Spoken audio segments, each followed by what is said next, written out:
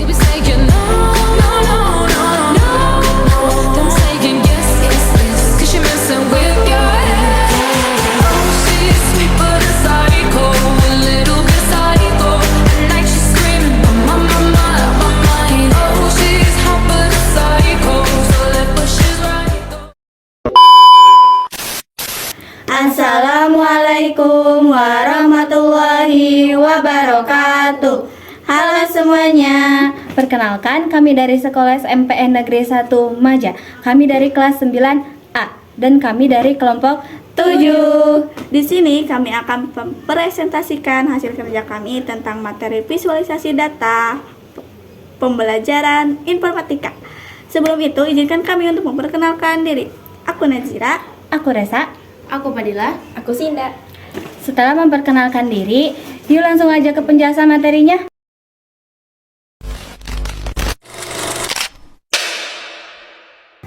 Materi yang pertama, pengertian visualisasi data. Visualisasi data adalah proses menggunakan elemen yang seperti diagram, grafik, ataupun peta untuk mempresentasikan data. Visualisasi data menerjemahkan yang kompleks berformula tinggi atau numerik menjadi representasi visual yang lebih mudah diproses.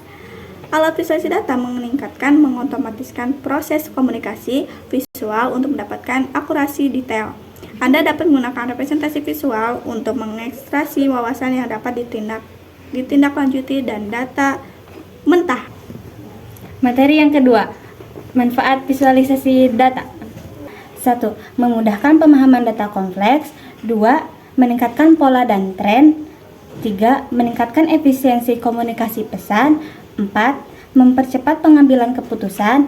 5. Memfasilitasi kolaborasi dengan menyajikan informasi secara visual agar lebih mudah dicerna, dipelajari, dan dibagikan oleh audiens yang lebih luas, bahkan yang tidak memiliki latar belakang teknis. Materi yang ketiga, contoh visualisasi data. Pertama, visualisasi untuk perbandingan atau comparison.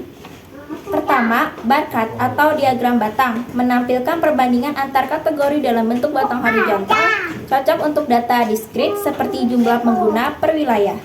Kedua, column chart atau diagram kolom.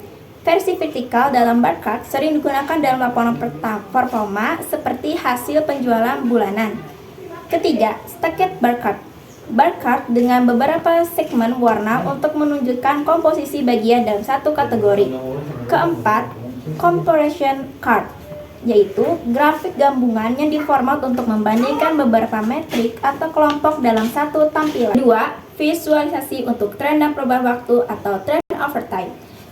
Pertama, line chart menampilkan tren atau pola berkelanjutan dalam rentang waktu tertentu, ideal untuk melihat fluktuasi nilai.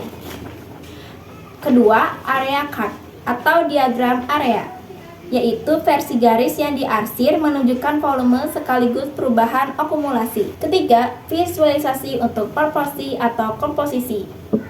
Pertama, pie chart atau diagram lingkaran, yaitu menampilkan kontribusi tiap elemen dalam satu total, biasanya dalam bentuk persentase. Kedua, donut chart atau diagram donat, yaitu serupa dengan pie chart tetapi dengan lubang di tengah untuk tambahan label atau highlight data utama. Keempat, visualisasi untuk distribusi data.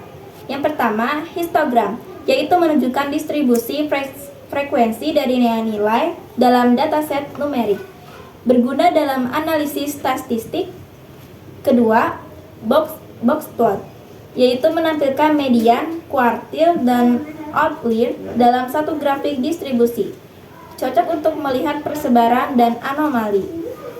Kelima, visualisasi untuk hubungan antar variabel. Pertama, scatter plot atau diagram sebaran, yaitu menampilkan titik data dari dua variabel, memudahkan identifikasi korelasi atau outlier. Kedua, bubble chart atau diagram gelembung, yaitu memperluas scatter plot dengan menambahkan ukuran gelembung sebagai dimensi ketiga. Ketiga, spider atau radar chart, yaitu cocok untuk membandingkan beberapa kategori secara simultan seperti performa suatu produk. Keenam, visualisasi spasial dan intensitas.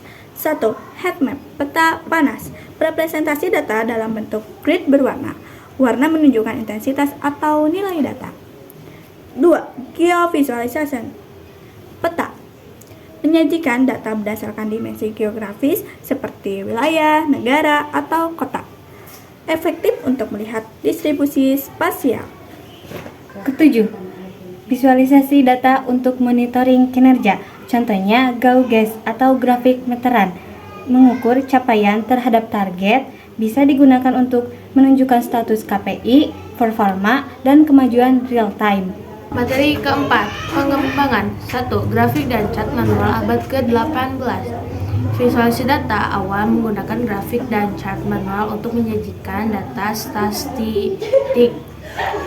Kedua, grafik dan cat komputer 1960-an. Menggunakan komputer untuk membuat grafik dan cat yang lebih akurat dan efisien. Ketiga, visualisasi data interaktif 1980-an. Pengembangan visualisasi data interaktif yang memungkinkan penggunaan yang menjelajahi chart secara lebih mendalam. Keempat, visualisasi data modern 1990-an. Sampai sekarang penggunaan teknologi seperti D3, JS, Tableau, Power BI untuk membuat visualisasi data yang lebih kompleks dan interaktif. Kelima, visualisasi data berbasis AI saat ini. Penggunaan teknologi AI dan ML untuk membuat visualisasi data yang lebih cerdas dan otomotif. Sekian video presentasi dari kami mengenai materi visualisasi data. Mohon maaf bila ada kata yang salah atau kurang dipahami karena kita masih belajar, dan semoga materi yang kita paparkan bermanfaat untuk kita semua. Amin amin ya rabbal alamin. Aku Resa, Aku Najira. Aku Padilla. Aku Sinda. pamit undur diri. Wassalamualaikum warahmatullahi